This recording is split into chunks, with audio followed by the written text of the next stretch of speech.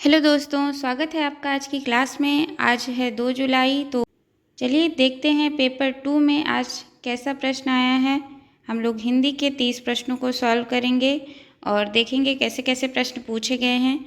और जिनका आगे एग्ज़ाम अभी 3 जुलाई और 4 जुलाई को है, उनके लिए ये क्लास बहुत इम्पॉर्टेंट है, तो सभी लोग ध्यान से देखें। चलिए शुरू करते हैं। पहला प्रश्न है, महल शब्द का विपरीतार्थक है। पहला ऑप्शन है हवेली, दूसरा ठोस, तीसरा झोपड़ी या चौथा है धनी। तो महल शब्द का विपरीतार्थक या विलोम बताना है हमें। तो क्या हो जाएगा इसका राइट आंसर? इसका सही आंसर होगा झोपड़ी। अगला प्रश्न है, दुष्चरित्र का सही समास विग्रह रूप चुने। पहला ऑप्शन है बुरा है जो चरित्र, दूसरा है सदाचारी, तीसरा हीन चरित्र या चौथा दुष्चरित्र। तो दुष्चरित्र का सही समास विग्रह रूप चुनना है हमें। इसका सही ऑप्शन हो जाएगा पहला वाला, बुरा है जो चरित्र। और इसमें कौन सा समास हो जाएगा? इसमें हो जाएगा कर्मधारय समास। ठीक है, कर्मधारय समास। जहाँ पर विशेषण विशेष्य या उपमेय उपमान का संबंध होता है, वहाँ हमेशा कर्मधारय समास होता है। ठीक है, इसमें देखिए विशेषण विशेष्य का संबंध है। अगला प्रश्न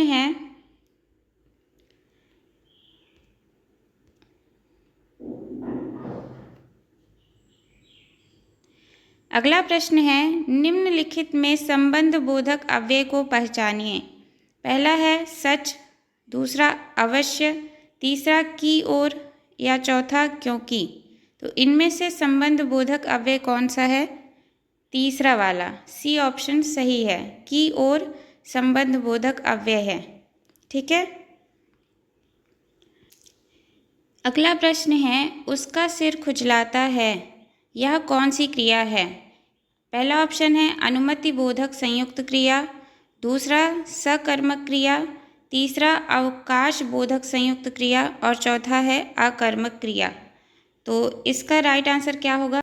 देखिए खुजलाना क्या होता है, एक अकर्मक क्रिया होती है, इसमें कर्म नहीं जुड़ा होता है।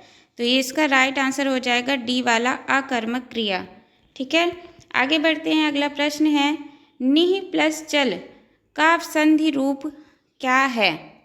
निह प्लस चल का संधि रूप बताना है। पहला ऑप्शन है निश्चल, दूसरा निश्चल, तीसरा है निश्चल और चौथा है निश्चल। तो कौन सा हो जाएगा निह प्लस चल का संधि? इसमें डी वाला ऑप्शन सही हो जाएगा, निश्चल या इसका संधि रूप है। ठीक है, विसर्ग संधि हुई है इसमें। और अगला प्रश्न है, चंद्रमा तथा ब्राह्मण के लिए एक शब्द का उपयोग करते हैं, वह कौन सा है? पहला है द्विज, दूसरा सागर, तीसरा वर्ण या चौथा श्रेष्ठ। तो चंद्रमा और ब्राह्मण के लिए जो एक शब्द यूज होता है वो होता है द्विज, यानी ए ऑप्शन सही हो जाएगा। अगला प्रश्न है त्र व्यंजन किन दो वर्णों से मिलकर बना है? पहला है त्र प्लस आ, दूसरा त प्लस रा, तीसरा है ता प्लस रा या चौथा त प्लस शा। तो जो त्र होता है वो एक संयुक्त व्यंजन है और ये बनता है आधा त प्लस रा से मिलकर। ठीक है, इसमें बी वाला ऑप्शन करेक्ट हो जाएगा। अगला प्रश्न है, मेघ का समानार्थी शब्द क्या है? पहला ऑप्शन है गगन, दूसरा बादल, तीसरा हवा या चौथा पानी। तो मेघ का समानार्थी क्या हो जाएगा? बादल हो जाएगा। ठीक है, गगन क्या होता है? आकाश, हवा वायु, पानी जल का। ठीक है, आगे बढ़ते हैं। अगला प्रश्न है, इनमें से देशज शब्द चुने। पहला ऑप्शन है गड़बड़, दूसरा वृक्ष, तीसरा है कृष्ण या चौथा है नेत्र। तो इनमें से देशज शब्द कौन सा है? पहला वाला। ठीक है, गड़बड़ शब्द जो है वो देशज है। बाकी जो तीनों शब्द हैं ये तीनों हैं तत्सम शब्द, यानी संस्कृत के शब्द हैं। अगला प्रश्न है हमारा, दंत का तद्भव रूप है। पहला ऑप्शन दंतव्य, दूसरा दंतुर, तीसरा दांत या चौथा दंत कथा। तो दंत का तद्भव रूप क्या हो जाएगा? सी वाला ऑप्शन, दांत। ठीक है, दंत क्या है? तत्सम है और इसका तद्भव हो जाएगा दांत। तत्सम क्या होते हैं? संस्कृत वाले शब्द होते हैं और तद्भव हो जाते हैं जो हम डेली उपयोग करते हैं वो वाले शब्द।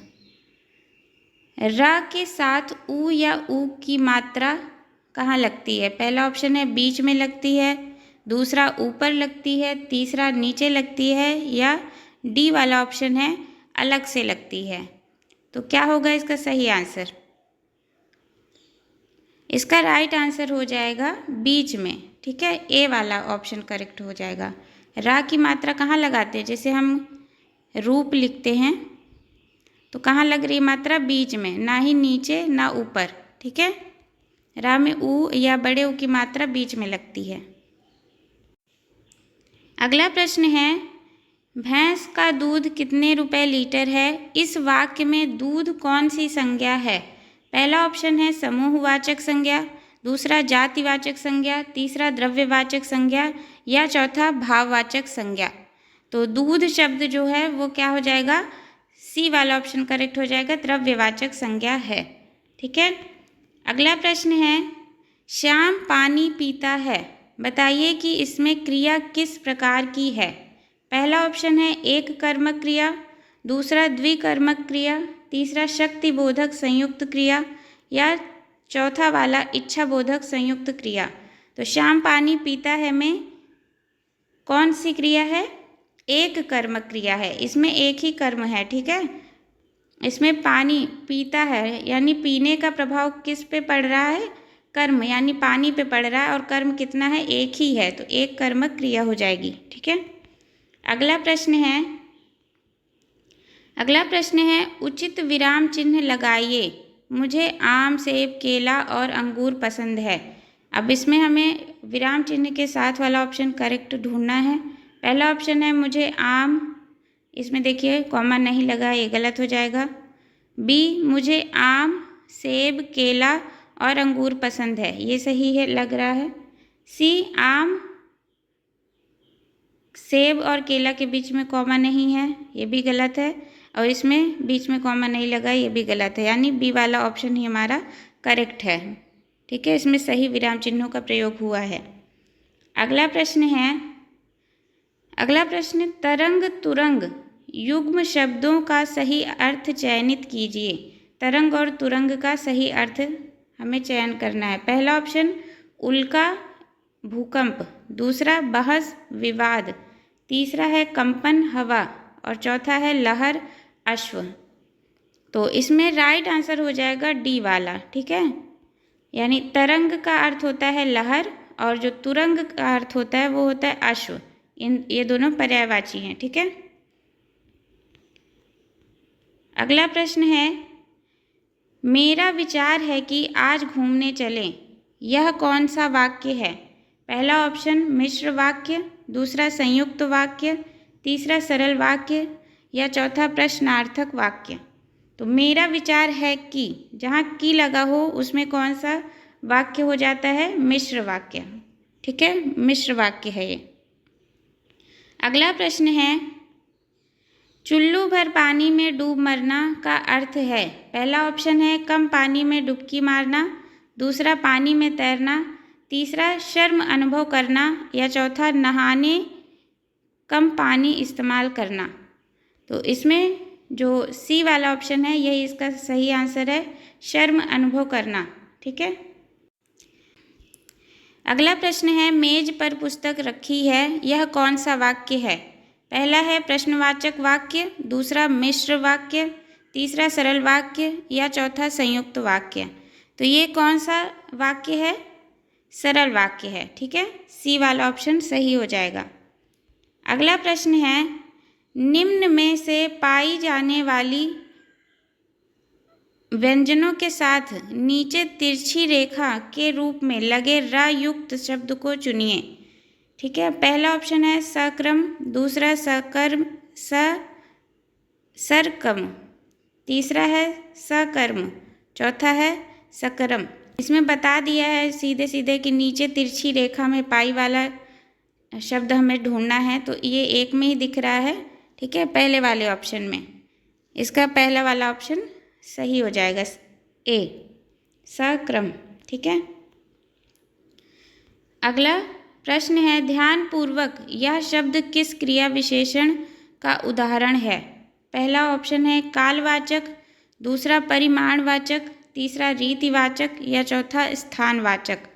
तो ध्यानपूर्वक जो शब्द है वो कौन से क्रिया विशेषण का उदाहरण है? रीतिवाचक। ठीक है, रीतिवाचक क्रिया विशेषण है। अगला प्रश्न है, अनुसार युक्त मानक शब्द चुनें। इसमें कौन सा सही हो जाएगा? पहला संगठन, दूसरा संगठन, तीसरा संगठन, चौथा है संगठन। यानी ये दोनों तो पढ़े ही नहीं जा रहे हैं। संगठन नहीं होता है, संगठन होता है। ठीक है, मानक शब्द बी वाला है। अगला प्रश्न है, राम प्लस आलय का संधि रूप क्या है? पहला ऑप्शन है रामालयः, दूसरा रामालय, तीसरा रामालय, चौथा है रमालय। तो इसमें विसर्ग आ गया है अंत में, तो जब इसमें अंत में विसर्ग नहीं है तो इसमें कहाँ से आ जाएगा? ये भी गलत है, ये भी गलत ऑप्शन है। इसका राइट आंसर हो जाएगा सी वाला, रामालय। राम प्लस आलय का संधि हो जाएगा रामालय। और इसमें कौन सी संधि हुई है? तो दीर्घ स्वर संधि है। ठीक है, दीर्घ स्वर संधि। अगला प्रश्न है, चंद्रवदन का सही समास विग्रह रूप चयनित कीजिए। पहला ऑप्शन है चंद्र के समान वदन, दूसरा चंदा का बदन, तीसरा है चांद सा मुख या चौथा चंद्रमुख। तो इसका सही समास विग्रह हो जाएगा पहला वाला ऑप्शन, चंद्र के समान वदन। ठीक है, चंद्र वदन का समास विग्रह होगा।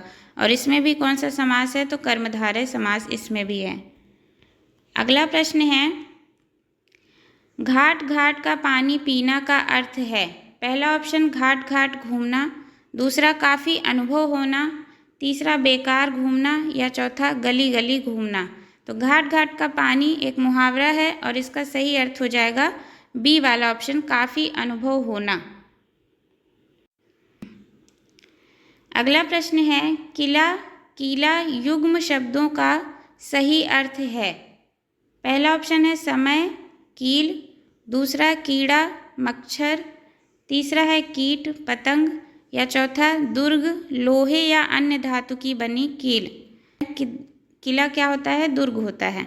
ठीक है, तो इसी से हमारा राइट आंसर पता चल जाएगा डी वाला। और कीला क्या हो जाएगा? लोहे या अन्य धातु की बनी कील। ठीक है, अगला प्रश्न है, निम्न में अर्धविराम का सही प्रयोग कौन सा है? पहला ऑप्शन राम स्कूल गया श्याम घर पर रहा, दूसरा राम श्याम मोहन स्कूल गए, तीसरा राम श्याम मोहन स्कूल गए या चौथा राम श्याम मोहन स्कूल गए।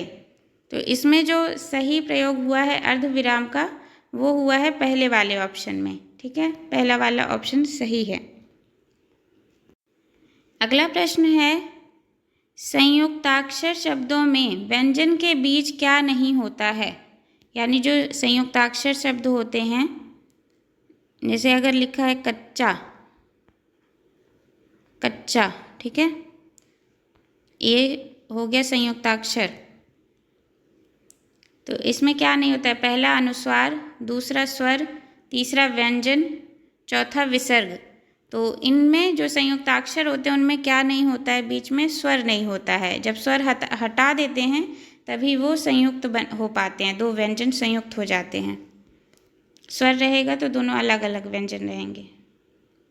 अगला प्रश्न है, गद्यांश दिया गया है, 58 से 60 तक प्रश्नों को गद्यांश से हल करना है। इससे पहले हम लोग प्रश्न पढ़ लेते हैं। प्रश्न है, गद्यांश के अनुसार हिंदुस्तान के अंदर की ही हिंदुस्तानी कला को जानना किसके बराबर है?